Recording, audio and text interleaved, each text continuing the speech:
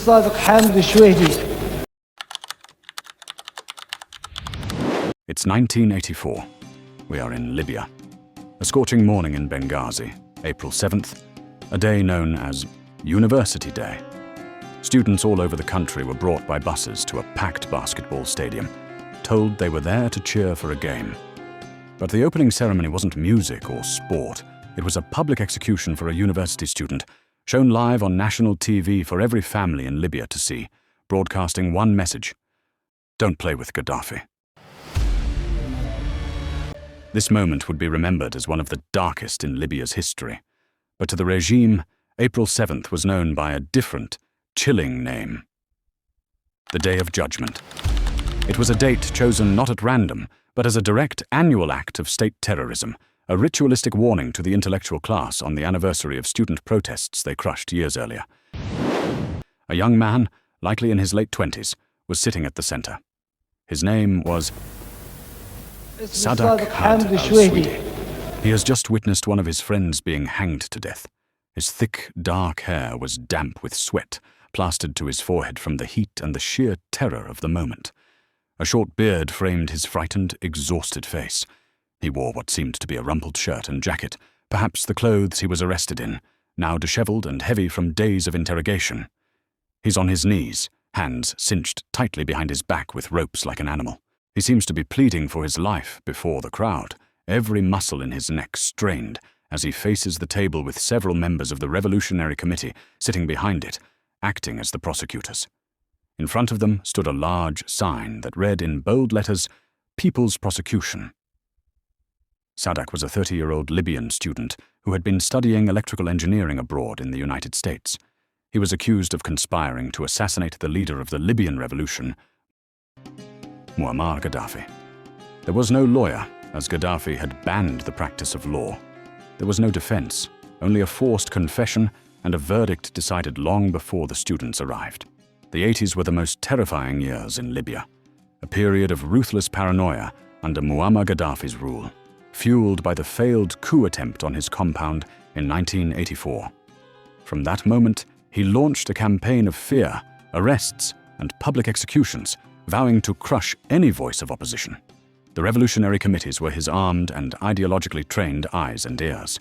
But Gaddafi saw a special threat in students like Sadiq, young people who had seen the freedom of thought in the West and could bring those ideas back to Benghazi, a city already known as a quiet center of dissent.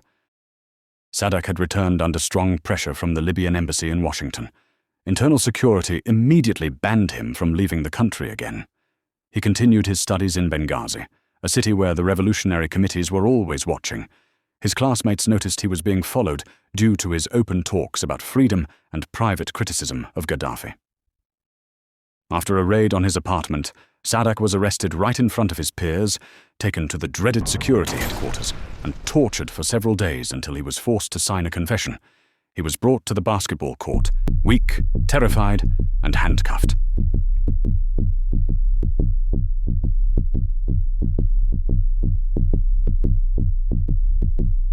He sat there alone, just a microphone in front of him, to deliver words he had been told to say.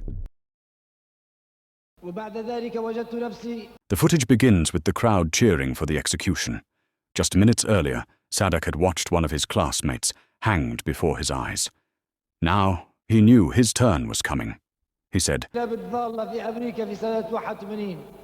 joined the stray dogs in America." Stray dogs was a term Gaddafi often used to describe his opponents.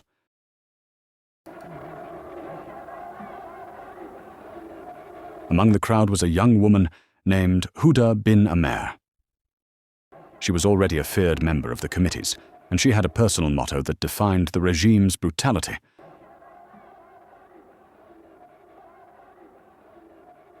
"We don't need talking, we need hangings." She began rousing the audience, urging them to chant for the execution, ready to secure her own grim destiny.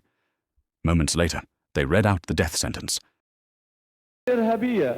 السابق الإشارة إليها التي أقرها المؤتمر بالإعدام شنقا حتى الموت.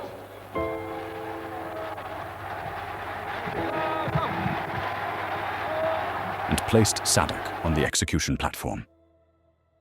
The girl who had been chanting for the execution, Huda bin Amer, leapt from the crowd, ran toward him, and grabbed his legs and hanged with the now lifeless body of Sadiq, making sure that he was indeed dead. This was not random cheering. This was accelerating the murder, a public audition of sheer, merciless loyalty. She pulled at his body to hasten his death. Gaddafi was watching live. He was so impressed by this grotesque act of devotion that he would immediately reward her with high-ranking government posts. In fact, she later became the mayor of Benghazi and one Libya's richest and most powerful women, forever cementing her infamous nickname Huda al-Shanaga, Huda the Executioner. Immediately after his execution, they go back to the news, and there's more confessions live on national television. An old man, this time, is about to face the same fate. After the fall of the regime, the forgotten footage was finally unearthed.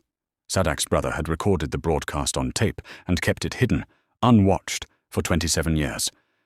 But the real story of the aftermath was the enduring cruelty the regime inflicted on the victim's family. They were denied his body for burial, robbing them of closure. Mourners who came to their home were physically intimidated by the committees. For years, his family members were blacklisted, struggling to find jobs or university placements. The public execution of Sadiq Shwehdi was not just about silencing one student. It was about ritualizing fear on the Day of Judgment, a state policy that sought to crush the intellectual spirit of a generation and send a clear message. Oppose the revolution, and the consequences will fall upon your entire family. If Sadiq Shwehdi's story moved you, please consider taking a moment to like this video. It helps ensure this crucial piece of history reaches more viewers.